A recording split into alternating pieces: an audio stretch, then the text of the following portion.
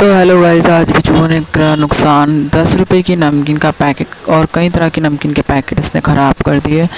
इस सब का नुकसान देख करके तो मेरी हालत ही ख़राब हो जाती है, क्योंकि सामान इकट्ठा करना और उसमें पैसे जोड़ना और फिर सामान को ख़रीदना और फिर बाय करना बहुत काम होता है। लेकिन इसके बीच में अगर नुकसान ऐसा हो जाए तो ना ये बेचने में जाता है और ना ही इसका हम यूज़ कर सकते हैं।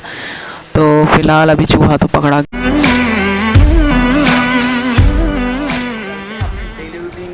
और स्टार्ट करते हैं आज का ब्लॉग। तो इसी के साथ मम्मी यहाँ पे है, चाय पी रही है और शिबू जा रहा है जिम।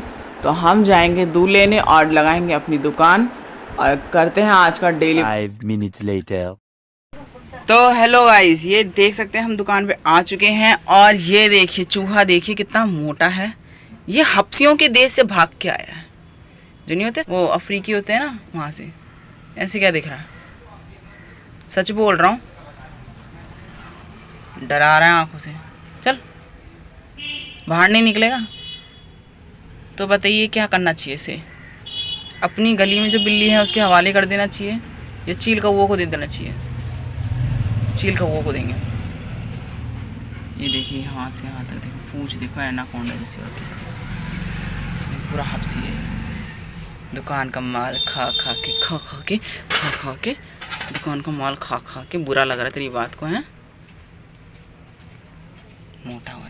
तो गए चूहा तो हमने पकड़ लिया और उसको हम छोड़ के भी आ गए हैं, लेकिन इसके साथ चूहे ने काफ़ी नुकसान किया है। पहले तो 10 रुपये की ये ख़राब कर दी और उसके बाद इसने मैक्रोनी का एक पैकेट ख़राब कर दिया।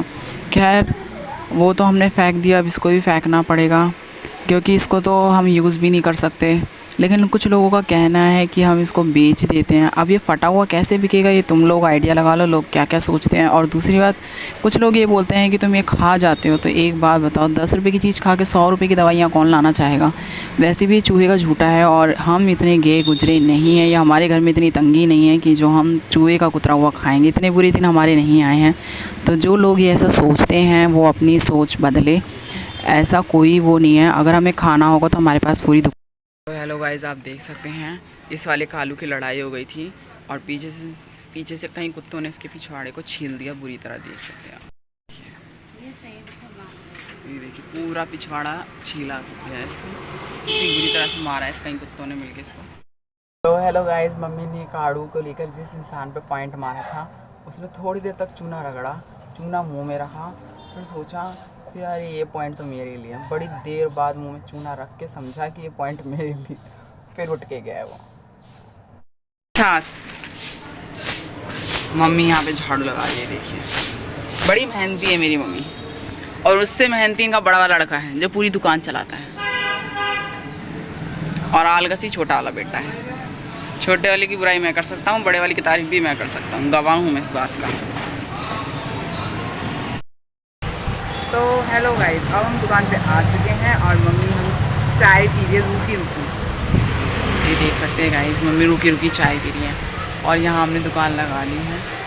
ये देखिए ये दुकान लग चुकी है हमारी। आज मेहरबान से सामान नहीं लिया ना आपने, होलसेलर वाला ही 400 रुपये का बिल बना देता है।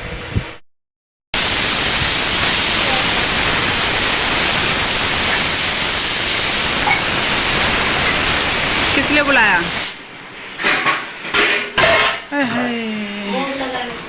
चलो भैया भोग लगाते हैं। हम घर के बड़े हैं ना, तो बड़े बेटे।